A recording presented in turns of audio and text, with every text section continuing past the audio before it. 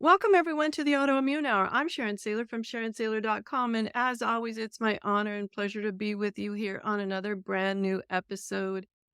Oh, my goodness. I've got my tea right here. Mm, really good tonight. So, what are you curled up with? I'm hoping you're curled up with something really great because I've got a fun guest. She got an amazing survivor to thriver story.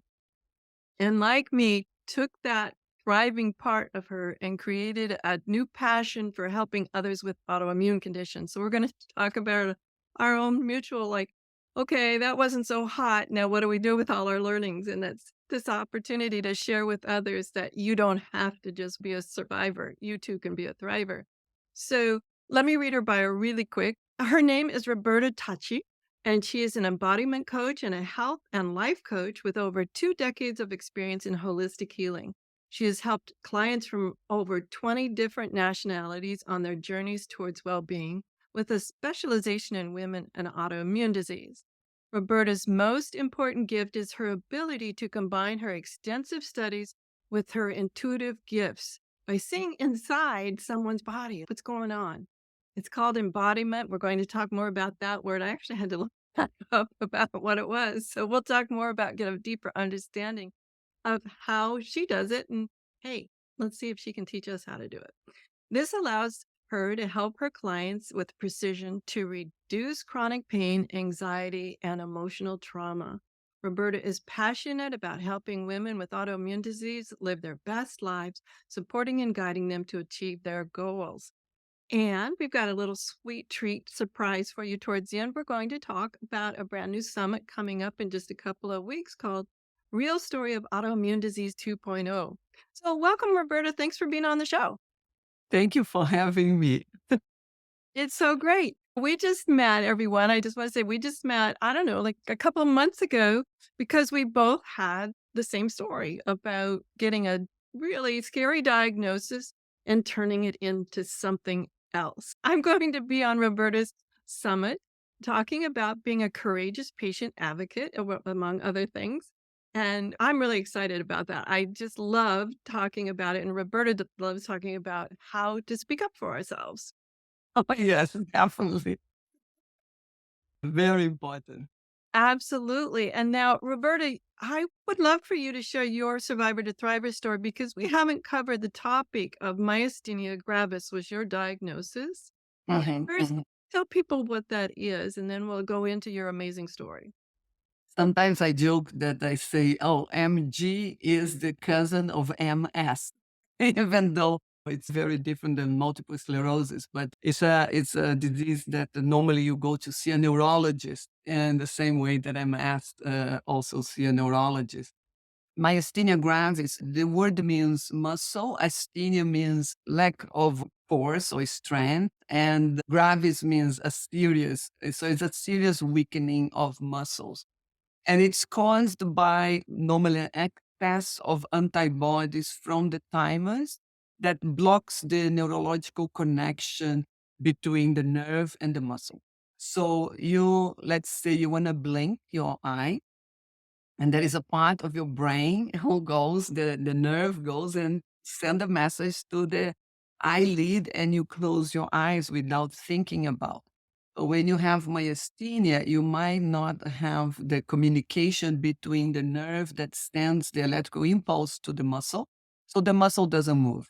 So that you want to blink your eyes, you don't think about you want. In fact, you discover suddenly you're not blinking, and then your eyes feels like quite dry, and you go, ah, something in the air is different now, because you keep tearing and have tears, and then you want to sleep and you have to close your eyes with your arms because the eyes are not closing.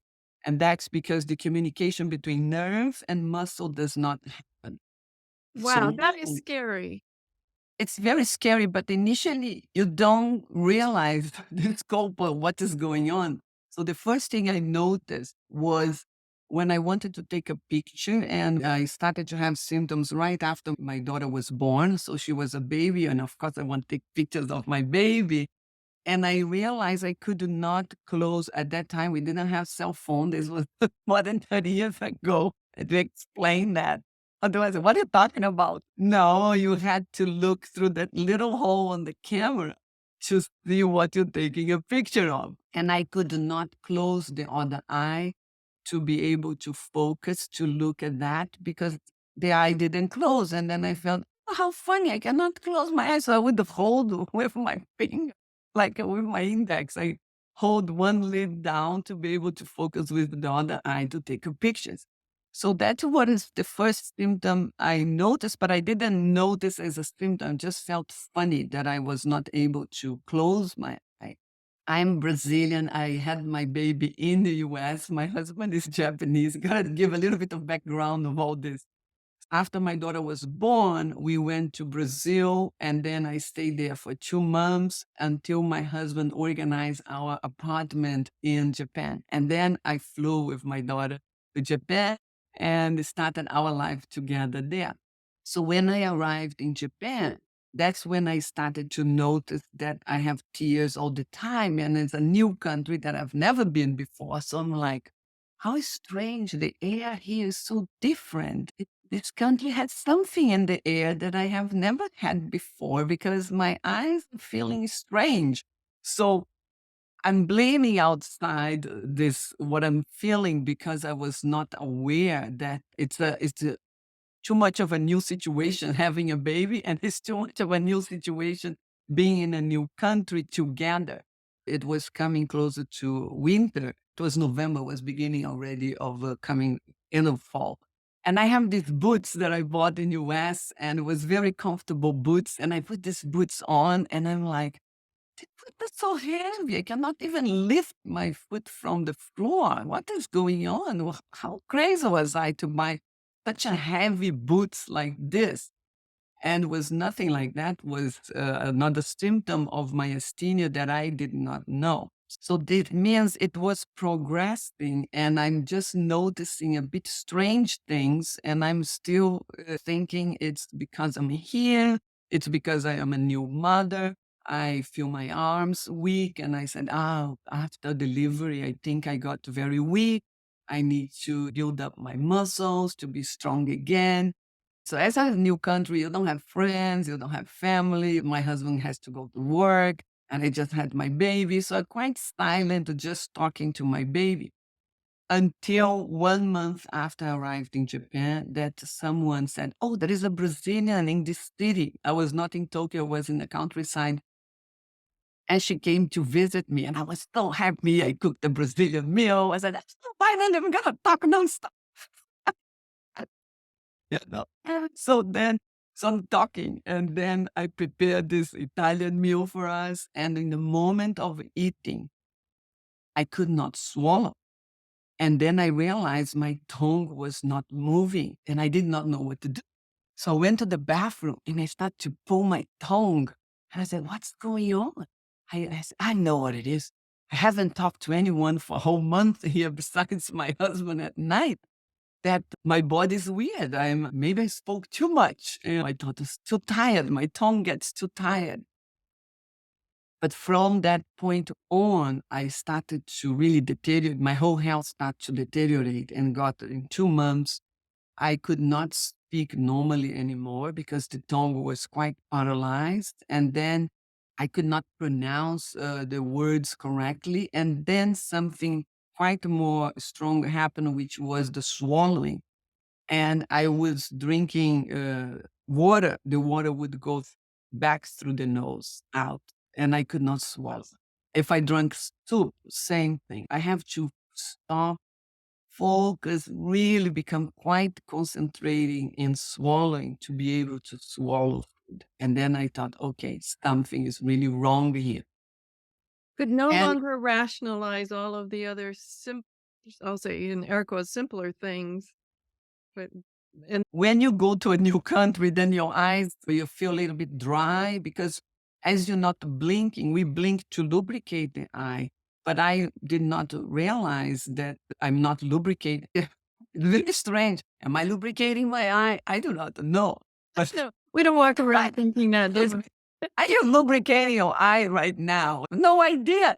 But once you start to have tears because you're not lubricating and the eye is feeling strange, Then, and it's a new country I've never lived. So then for me, it's, oh, this is this. Oh, I am weak. My legs are weak because of this and that. So everything. Oh, I spoke too much. And then I realized, no, something is wrong. And I start to pay attention to myself. And that's why for me, it's like very important to connect with our body to see what's going on. And I told my husband, I need to see a doctor. This is really, something is bad. And first I talked to my mother over the phone and she goes, you want to speak Japanese. That's why your tongue is not moving. And everybody's because you want to speak Japanese. You can't have patience to learn the language. Da, da, da. I said, people crazy. My tongue is stopping to work. And then they're saying it's because I want to speak a language. No, I'm sick. And no one believed that I was sick. And we went to see a doctor, friend of a friend, because my husband did not know much, many doctors either. And the doctor said, I think you are stressed. It's very common for foreigners to come to Japan and feel stressed. And this was 30 years ago now. It's much more common for people to go to Japan, to live in Japan. He decided to give me a tranquilizer. And my daughter, I was breastfeeding, and I said, okay, I have to stop. And he said, let me give you this little thing. You're going to get calmer. Everything's going to get better. It was the worst thing because a tranquilizer for someone with myasthenia, of course, he did not know, and I did not know either. That sounds scary. It makes the muscles move even less.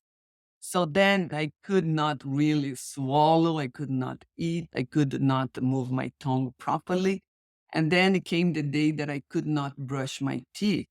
And because the tongue would not, we do not know, but we move the tongue a lot without knowing. And when you're brushing your teeth, if you go to brush your right side, the tongue goes to the left. You don't think about all of this is happening very naturally. But it didn't. So I have to hold the tongue and let me know where I can move the tongue, where I'm going to brush. And I felt something very strange is I felt a volume inside of my chest, the upper chest, very below the neck. I felt something. So some people call this high heart rate energy, the energy world. And I felt something is strange here. There's a volume inside. Something is paralyzed right here. And I could feel that inside. And don't ask me how I could feel that. But anyway, so I told my husband, I gotta go to a doctor, tell him. And he said, what am I gonna say? Which kind of doctor? I don't know. I said, I don't know either. We're gonna discover. We go to the hospital because in Japan, it's different than here. Normally, you go to a very big hospital and they have all the modalities, not modalities, like all the systems. Like you have gynecologists, you have pediatrician, you have neurologists, you have orthopedic, and everything inside the same hospital. It's not common for doctors to have a private office. Their private office is inside of the hospital. So we went there and I tell the receptionist something like this. My wife is getting nuts. I was like, go today, tell her my wife is getting nuts. She cannot brush her teeth. She cannot speak. Her brain must be with a problem. And I really thought something, my brain has a problem. And so that's when I went in the hospital and then they checked. I went to do a brain scan. I don't remember exactly what kind of exam was that, but didn't show anything in the brain. And then my husband went together because I didn't speak any word of Japanese. It was really few months after I arrived. So he has to translate everything. And then I was booking exams and exams, and then suddenly I received a phone call from the hospital saying, a very good doctor is a neurologist. He studied in United States. He just is going to start here next week, and we want you to see him. And it was good because I need to give a break to my husband, who all the time missing work because of all this that I needed to go to see a doctor. So far, I'm thinking it's just my mouth and my tongue. I haven't realized the eye or anything. So he says, close your eyes very strong. I couldn't close my eyes. The eyes kept open. And I'm like, I can't. Yes, I cannot close my eyes. That's weird. And then he said, now lift both of your legs from the floor. And I could not lift my legs from the floor, something that everybody could do. And he said, I think you have myasthenia, but I cannot say for sure because this is just a guess. So then he gave me injection of medicine. I think it was corticoid, some type. And I felt a little bit of a change. And he said, not strong enough. Let's give another one. When he gave me the second one, it was great. At that moment, it was great. I felt, oh, I'm being connected again. It's like electricity. I Wow. was speaking normally. And he said, oh, that's how is your normal voice. Because my voice by then was total nasal and changed and weird. And then he said, then I understood it was not just my mouth and my way of speaking, my swallowing, it was my eyes, my legs, my arms. Everything was literally paralyzed. And I was not aware of it. And then he said, the next thing to paralyze is your breathing muscles. Oh my Yeah, goodness. exactly. I said, what? And then he goes, if you stop breathing, you have 3 minutes to arrive in this hospital before any more damage is done. And this, I never forget, because this was a Thursday and he said, you're going to be hospitalized on Monday. I said, no, I can't. I have a baby. She's 10 months old now. And no, you're not understanding. You're going to be hospitalized on Monday. You have Friday, Saturday, Sunday to get everything ready for this. And I was like, wow, that was the shock to understand the severity of the situation and telling me 3 minutes. So in this weekend, I would wake up in the middle of the night and am I breathing? Okay, I'm breathing. Okay, I'm alive, I'm breathing. So like checking all the time if I'm breathing and not notice if I'm sleeping, I wake up to check if I was breathing. And then he wrote in a little piece of paper that myasthenia gravis is one disease, but it can normally is caused by something else.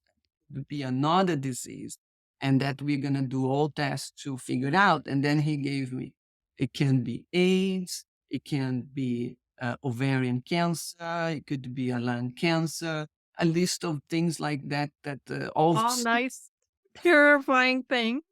terrifying super things. And then he goes, and the last one is a tumor on your thymus, which I did not even remember what thymus was at that time. And luckily, it was a big tumor in my thymus, and I had a surgery to remove.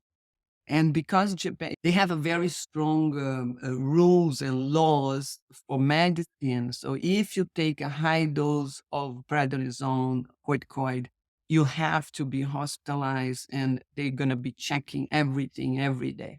So I was there for 3 months. So I was hospitalized for 3 months, had the surgery, was intubated. And when I left in the hospital and I needed to be going back to the hospital every week. And then after several months, he said, okay, now you can come every 15 days. After 15 days, once a month.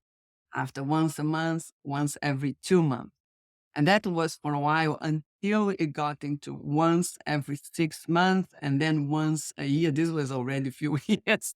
And then until I came to US, I was still in that once a year, go to see the doctor, check everything, make sure that you're well and things like that. Wow, horrifying story. We're so glad you're here and well. Thank you. I'm very glad I'm here too. When I went to the surgery, the doctor told my husband, she has a 50% chance of living and 50% of not living. I was very lucky, I say, because he only stayed there 2 years. And he has an American license as a neurologist here. So he gave me the whole explanation of all the detail about this in English to me, and he would turn to my husband and say everything in Japanese to him. And I remember in this room, I don't know, he was there almost 1 hour with us, which is unheard of because he's English for me, Japanese for my husband. And that was very good because there was no internet at that time where I would get information. So that was a couple of decades ago, and you've been on the thriver path for quite a while. Yes. Obviously, if you've got some of these early symptoms that you weren't aware of, be sure and go to your doctor and have them checked out. If some of these symptoms to yourself, you're like, wow, I wasn't expecting that. But as you began on the Thriver road, what are some things that you are doing to maintain your health and make sure that it continued to even get better? I want to mention that myasthenia is something that a lot of people have difficulty to receive the diagnosis because it's something people don't hear much about. It's not well known. And also it can show, like I was helping other women in Japan when they discover they have myasthenia. But initially they only have problem with the eyes and they go to ophthalmologist, the eye doctor, and they go to the eye doctor. It take a while until they discover that was myasthenia. A lot of older men also get the myasthenia, and it's a swallowing problem. They cannot swallow, they cannot eat or swallow. Or so normally the person gets one type of symptoms very strong, and they have difficulty to get the diagnosis. In a way, I was lucky. I don't know, this is exactly the word I want to use, but it was like all the symptoms came all together very strong, very fast. So it was, in a way, it was good because he gave the diagnosis quite fast. To tell you the truth, in the beginning, I was just thinking, I want to get out of this hospital because it's like, my daughter is not with me and I just had a baby. And my whole thought was, I wanna leave. I wanna leave because I have a baby. I wanna leave. I have a baby. I want my baby to have a mother. And I think this stronger desire to leave is something that I tell any person with any autoimmune is find your why. Why you wanna leave? Because I think that gives you inner power to really, like we were talking right before, to advocate for your health, to be really strong, to pull strength that you do not know where it's going to come from, but it's having a why. I think it's very important. I want to live. We all want to live, but why you want to live? Dig deeper into why you want to live and get that strength. So I remember talking to this very doctor that I'm very thankful for him because he was really transformational for me to help me with everything. But I remember I used to go to him with my little paper.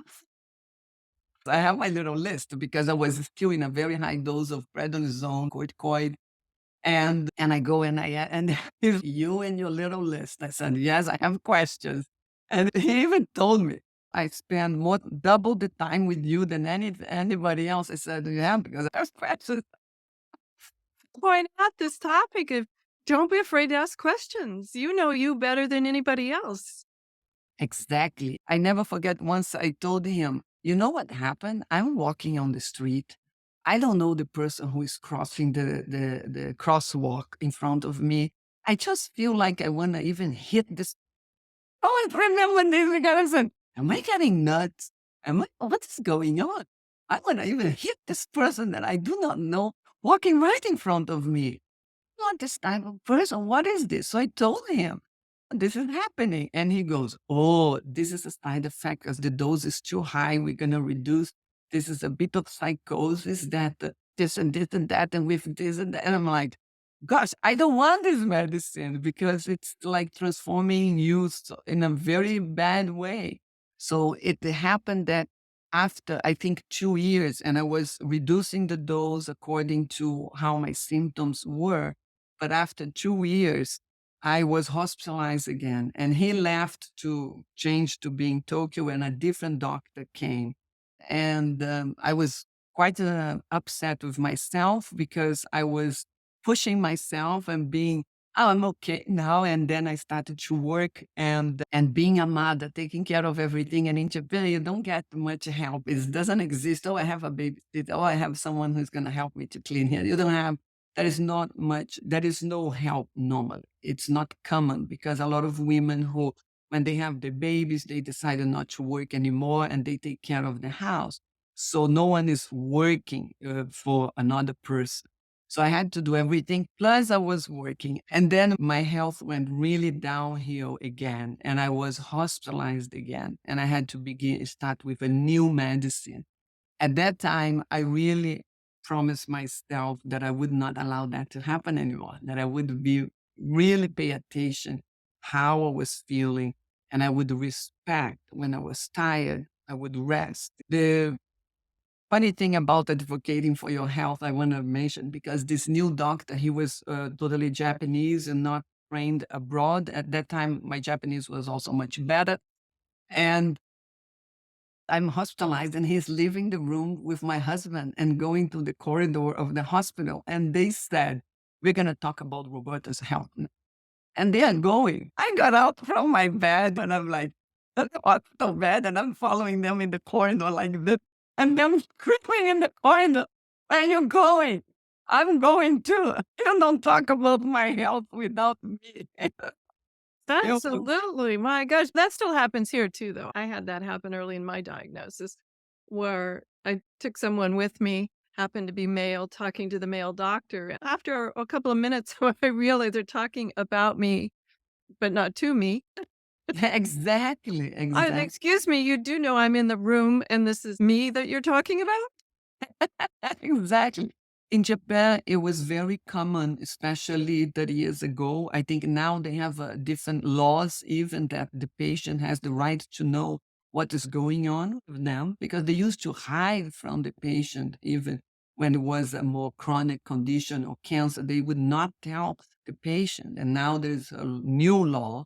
I don't know how old is the new law, but it was, I think, after I was hospitalized, and I said, "No, you don't talk about my health without me." And if the nurse, they're so nice, and they would come and give me a medicine. And I'm like, "What is this?" And they would not know what it is or explain. And I said, "I'm not going to take." And they look at me, "You have to take it. Take the doctor gave you." I said, "I know the doctor gave me. I don't take any medicine without knowing what it is, what it's for, what's the side effects. So before you give me information, I don't take this medicine." I was a kind of rebel. I think that we all need to be those rebels because reminds me of a time where I got CP put on my folder there, and I was like, "What is big black letters NCP?" Finally, one of the nurses takes me aside, says, "Means non-compliant patient." Wow. But it irritated me in a way because in a way it was a badge of honor, but it also irritated me because my non-compliance was I asked questions, and I Yeah. wanna make doctors aware of that. I love that they're coming around to this, but a lot of doctors, especially during the height of my care, were like, "You don't know what you're talking about, lady." I'm very sensitive to many things. And I will tell you what happened. But sometimes other things the doctor say, "Oh, this is a very minimum dose." And immediately I have a reaction. I said, "Is this the minimum dose? You're kidding me. This is too strong." So I'm quite sensitive. And some people are more sensitive to medicine and side effects than others. And I think the doctors have to take that into consideration. Roberta has such a fascinating story of her recovery from myasthenia gravis. And one of the things that came out of that was this understanding of embodiment. And I'll let Roberta take it from there in describing what is embodiment and how can we heal when we have this understanding of embodiment. I want to just share my experience, my very personal experience, and why after that I decided, I don't even know I decided, is it coming as a natural thing that I wanted to help everyone with have any issue. I have a pain here. Oh, I can help you. I was like that. I can help you. I can help you in a very non-professional way. Just it ended up being my work because of my passion for it and really the desire to help others.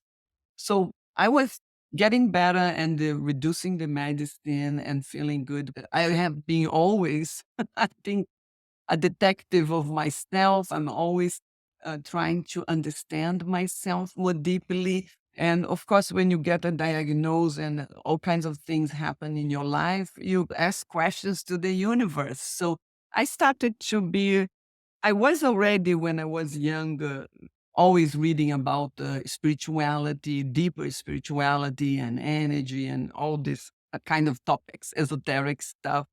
And it came across about 30 years ago, 'cause now it's very common, but something about higher self and lower self. And I said, higher self and lower self, what is that? And I'm reading this. And then there was a suggestion of a meditation that you bring your higher self and you bring your lower self and your personality, and you're going to make all this communication with these parts of yourself to be more whole. So I sit down and I'm going to meditate like I thought I would meditate to do that. And nothing like that happened. I didn't see any higher self or lower self at all. What happened is I closed my eyes and suddenly what I saw was my body internally. And I saw the several cells, several parts paralyzed, which is what myasthenia causes, several paralyzation of the body. And I look at them and I telepathically talk to my cells. And I said, what you doing? You're paralyzed. And they all look like a little soldier. It's weird, but they look like we are obeying your own orders. I said, my orders? Okay, then I changed. I didn't ask why or anything. I just told them, then move. That's weird like this. I'm crazy, but I was not. And I came out of that and I'm like, what was that? This is crazy. It's almost like I enter my own body. And I could not explain. I just felt quite strange.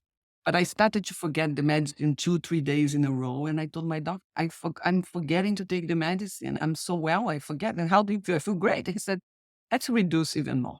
And then 1 month after, he said, let's stop the medicine completely and let's see what happens.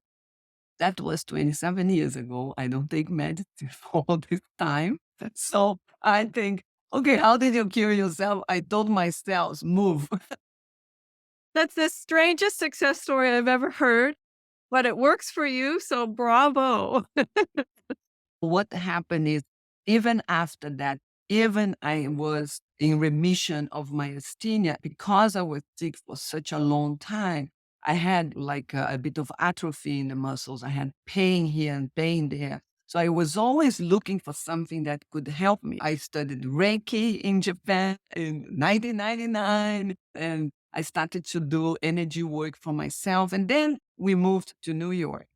A new friend told me that the local hospital had a volunteer program that if you want to volunteer helping people who are sick, they would pay for your course to do this and this. I didn't even know what it was. I said, I'm in. I said, just I'm in, I'm in, I'm in. And Have you because noticed this a pattern of your life of I'm in? I'm in, I'm in. Because it was about helping people in the hospital. And I knew what it was to be in the hospital for a long time. And I knew how much traumatized it can be, how much suffering we can have just being in the hospital. It's not easy. And I thought, whatever I can do for them, I want to do. And I did 7 years of volunteer in the hospital. I got even an award from the hospital because of my dedication. And then I started to be like, as I was saying before, someone would come with pain and we are walking the dog together. Oh, I have a headache. Oh, let me put my hand here. And do you want to? Oh, yeah. Okay. Oh, I feel better. Right. So that's how it started. And the people start to come to my home to ask for help. And I start to help them. And suddenly I said, I think I have to charge something because it's coming people left and right. And then I start to charge symbolically. And some people said, you have to charge more. My clients were telling me, it was not even clients. And they said, you have to charge more because I want to come here consistently because I feel better. I said, okay. So there was, instead of me telling I'm going to do this, was the universe bringing me to this. So I started, oh, let me learn this. Let me learn that. I learned many modalities. I think perhaps I have around 20 certificates somewhere in this house with many things that I do. And then I decided to do more meditation and include many things, sound healing, aromatherapy, Japanese acupressure. I work a lot with that, which I love, and many other things. And one of them is embodiment. So I am a senior teacher of embodiment, which helps a person to be really more present in their body. There's a big difference between being aware of your body and being present in your body. So when we are aware is already quite good. Some people are not even aware of their body. So aware is good. It's very good.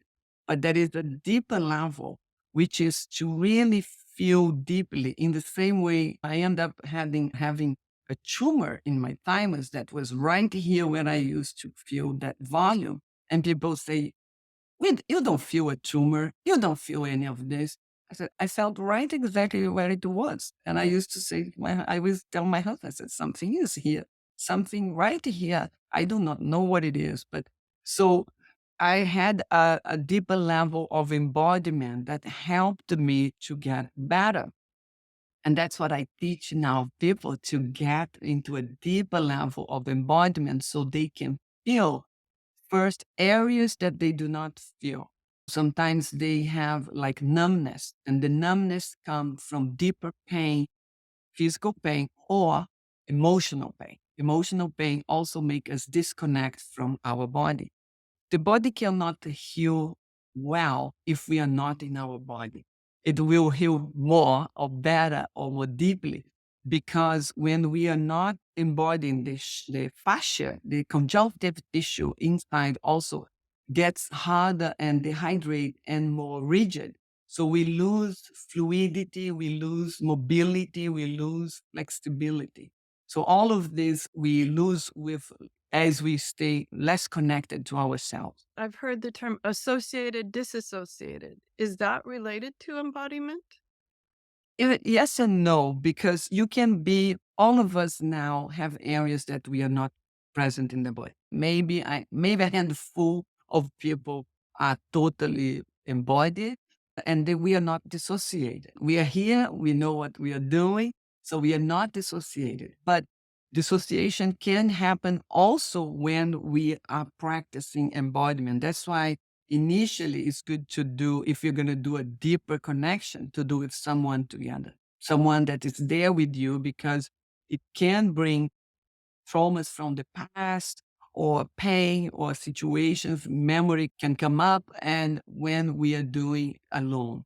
And but we can always do 5 minutes of a deeper connection with us, because 5 minutes I think it's safe to do for everyone. And normally at the first time, very rare, we will have that. But dissociation happen when we have trauma and there's too much fear in the body. Right. So there's too much fear. And it's very good for trauma. I work a lot with trauma because trauma, we say top down or bottom up. So top down means you going to a psychoanalyst or a psychotherapist or a psychologist. They're going to talk to you, going to talk and talk. Sometimes when you have trauma, the body contract again in the same way it contract in the past when whatever episode that happens that caused the trauma. The body has the reaction in the same way. But if you do not know, if I see someone talking, sometimes I say, tell me about this. And then what I'm seeing is the body. Ah, here it goes, the teeth. and of course, the stomach, everybody contracts is aware the area we feel the fear, and many modalities work with that. But it's not like that. It's much more precise. You can be closing one nostril. You can be disconnecting one particular part of your gum, and you can be like your elbow. It can be anywhere in the body.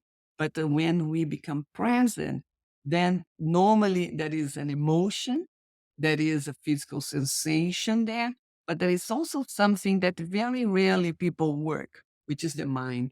The mind that is trapped in the body, deep in the body. And that mind is the mind of yourself, us, our own mind in a different age that is trapped, almost like in a bubble.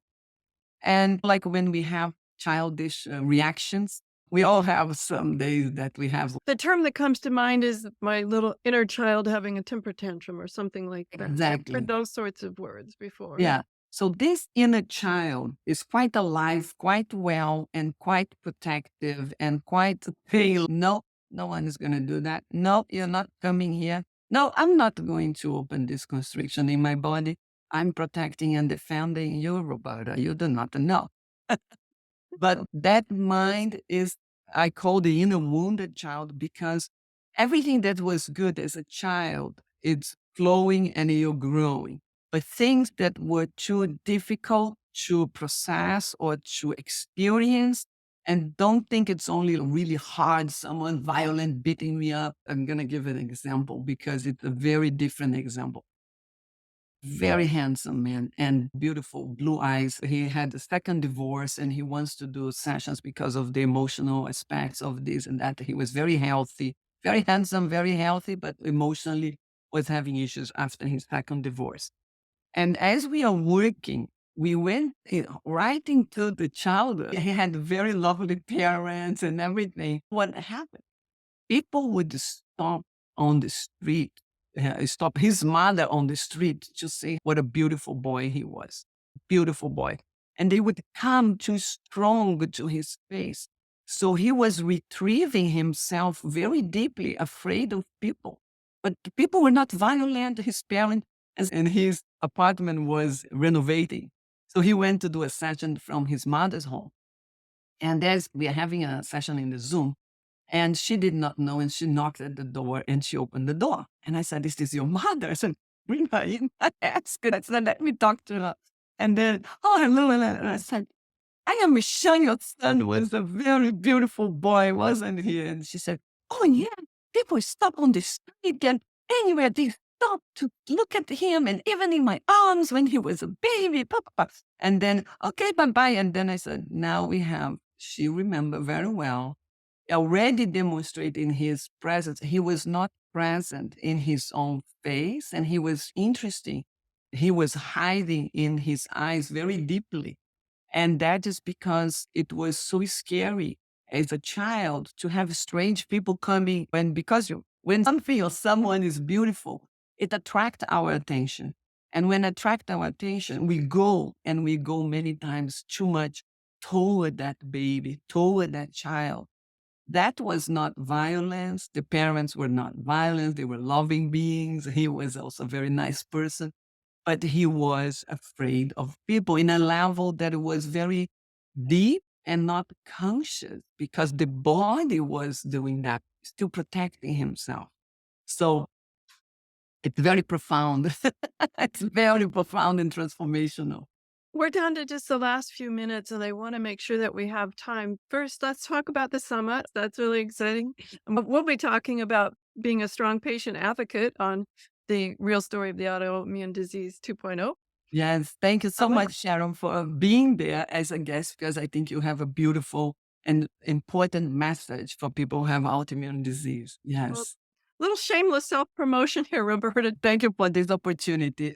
We have 28 speakers. This is the second summit I'm doing for autoimmune disease. The summit is called The Real Story of Autoimmune Disease. And mainly it's many speakers of different modalities and different walks of life, also patients, but also doctors, functional doctors, chiropractors, healers, health coach, nutrition, talk about meditation, talk about many things, different things, because I wanted to have this variety of possibilities and information for people to know that give tools for people who have autoimmune disease. So anyone with a chronic condition or autoimmune disease, but it's free and people can watch all this. It's going to begin September 20th. The summit it will be September 20th to the 30th. And mainly we'll have 2 to 3 interviews a day.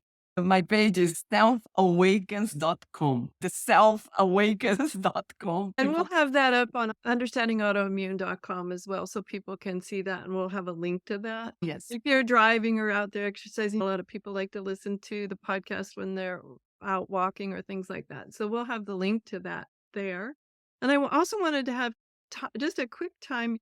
You were going to guide us through a wonderful embodiment meditation. So Yes. before we Yes. run Yes. out of time, let's jump forward and we'll do our nice little meditation here. I ask everybody first to close your eyes, but if you feel uncomfortable for any reason, and if you're driving also, please don't do it. Do have your Absolutely. eyes open.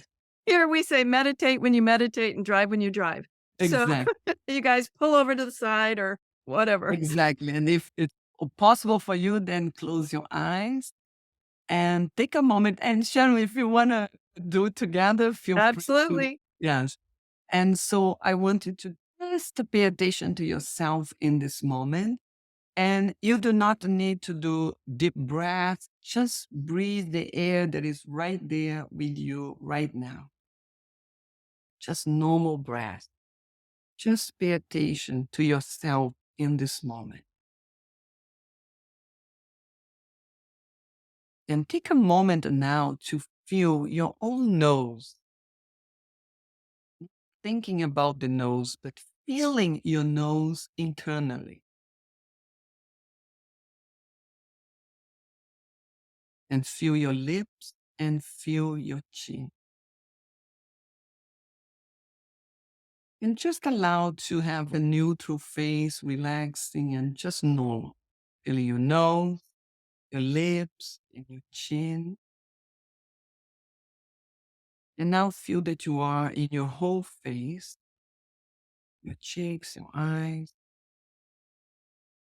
And now feel that you are behind your face, that you are inside your head, having a deeper connection with yourself.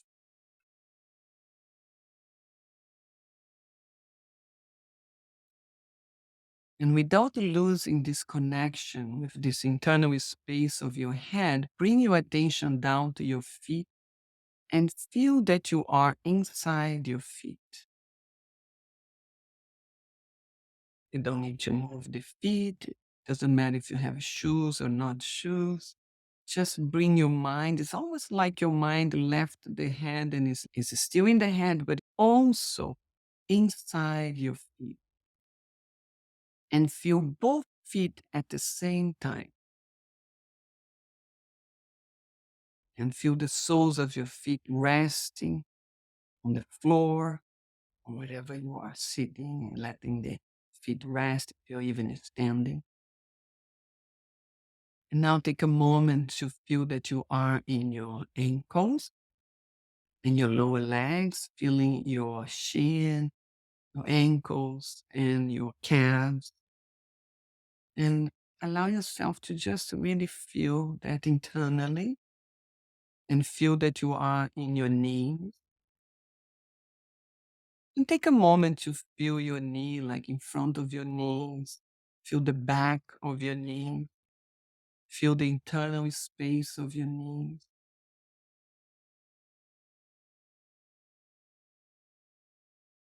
And now feel that you are in your thighs, from the knees all the way up to the pelvis.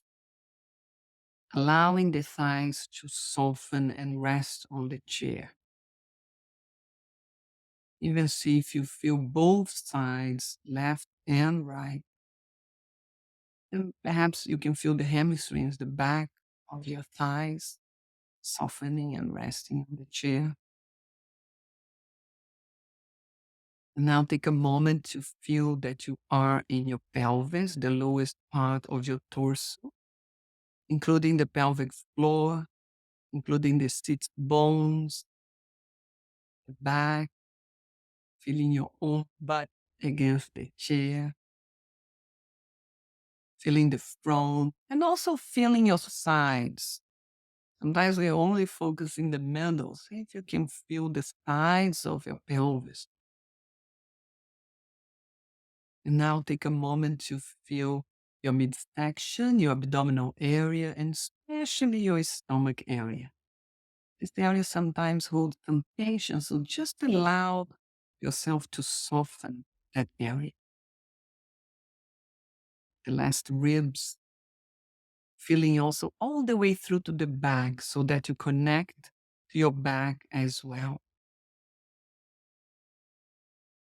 And also remember the sides so that you're not only in the middle, but also you have width. And now take a moment to feel that you are in your chest all the way through to the back. So that you're present in this whole upper part of your torso. And going toward the armpits so that you also have your width. And feel that you are in your shoulders, allowing the shoulders to soften on the bottom of your neck, your arms. And feel your arms, your wrists, your hands, your fingers, just sensing and feeling them, not thinking about them, feeling. And now feel that you are in your neck, and perhaps it's easier to find from the shoulders, the neck, close to the ears, and the front and back of your neck, and the internal space of your neck. And then your back and your face again, your forehead, your eyes, your nose, your mouth, your chin, your cheeks and cheekbones, feeling your ears and your inner ears. And now feel your brain inside your head, connecting to this internal space of your head and your brain. This will nourish your brain. And now feel that you are in your whole body all at once, from the soles of your feet to the top of your head. And slowly open your eyes.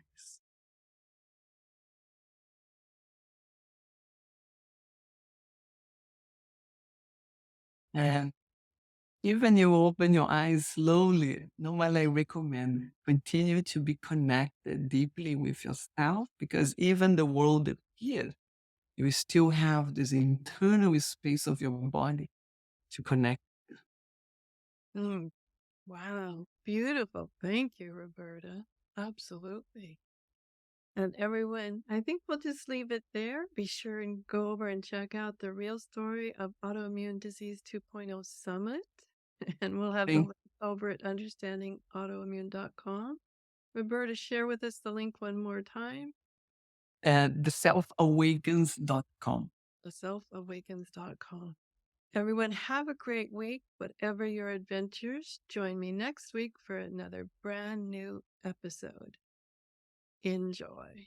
The information provided on the Autoimmune Hour, Understanding Autoimmune, and Life Interrupted Radio, including the websites understandingautoimmune.com and lifeinterruptedradio.com, plus social media, is for educational purposes only. What you read, hear, and see on the Autoimmune Hour, Understanding Autoimmune, and Life Interrupted Radio, and its websites, and other media outlets is based on experience only. The information should never be used for any legal, diagnostic, or treatment purposes.